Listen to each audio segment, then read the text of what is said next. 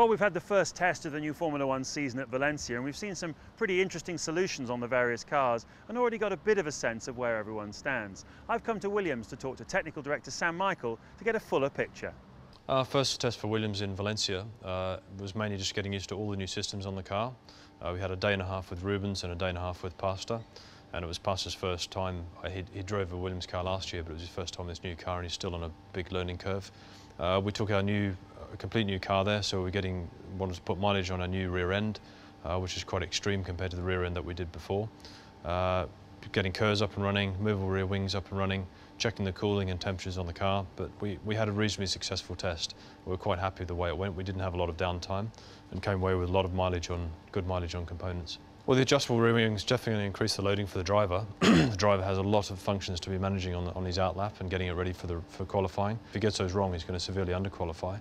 But it's an interesting part to Formula One. It's a new aspect, you know, and that's what Formula One's. It's all about change and getting used to new things.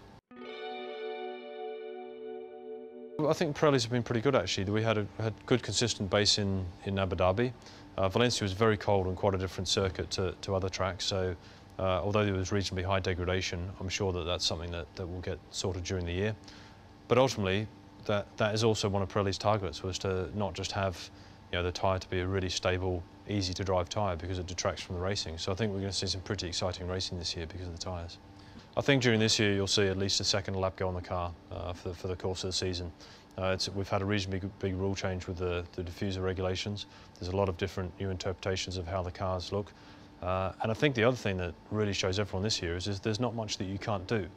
And because of what's happened with Formula One, with the restrictive bodywork regulations, people are becoming more and more extreme in either the aeromechanical solutions they're coming up with.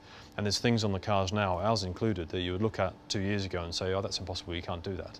And we're doing them all, and other teams are doing them as well. And I think this year is going to be a real eye-opener to a lot of people to say, nothing's impossible anymore in Formula One. Pretty much the limit is what you can come up with in your mind. The design officers now are being able to achieve things that they never used to be able to do before. From Williams' point of view, the two extreme solutions we saw out on the track in Valencia was our own rear end. We've definitely pushed the final drive and drive shaft angle harder than anyone's ever done before.